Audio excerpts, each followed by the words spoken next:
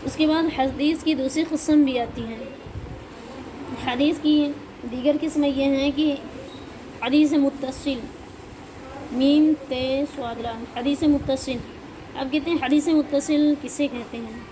اگر حدیث کے راویوں سے کوئی راوی درمیان سے نہ چھوٹے تو اس کو حدیث متصل کہتے ہیں۔ اس کے بعد حدیث منقطع، ایک جگہ سے فہم چھوٹے یا تو 2-3 جگہ سے چھوٹ جائیں،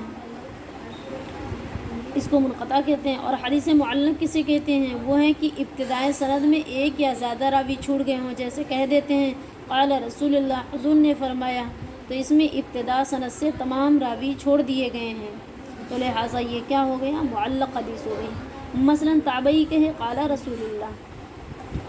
اس کے بعد حدیث متصل کے بعد حدیث مفصل کسے کہتے ہیں؟ وہ ہیں جس میں اسناد میں 2 راوی فہم ساقط ہو گئے ہیں، اس کو حدیث مفصل کہتے ہیں۔ اور حدیث مضطرب، میم ضاد تو رے بے، تو بیان کرتے ہیں مضطرب وہ حدیث ہیں جس کی اسناد یا اصل متن میں راوی سے اختلاف واقع ہو، اس کو مضطرب کہتے ہیں۔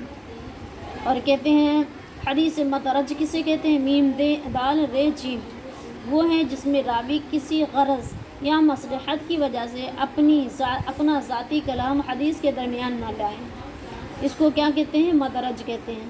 اور یہی عربی میں آتا ہے روایت بالمعانی، کبھی کبھی حدیث مبارکہ میں آتا ہے روایت بالمعانہ، تو کہتے ہیں روایت بالمعانہ، کہیں پر آئے گا تو ہم اس کو کیا سمجھیں گے؟ حدیث مدرج سمجھیں گے۔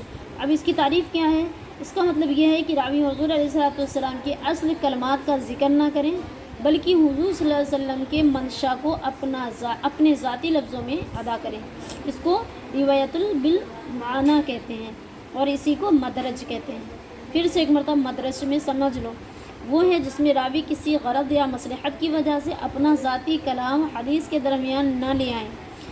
اسی طریقے سے اس کو عربی میں آتا ہے روایت بالمعنی، اس کا مطلب یہ ہوتا ہے راوی حضور صلی اللہ علیہ وسلم کے اصل کلمات کا ذکر نہ کریں، بلکہ حضور کی منشا یعنی مرضی کو اپنی ذاتی لفظوں میں ادا کر دیں، اس کو مدرج، حدیث مدرج بھی کہتے ہیں۔ اور عربی لغت میں روایت بالمعنی آتا ہے تو اس کا مطلب یہی ہوتا ہے۔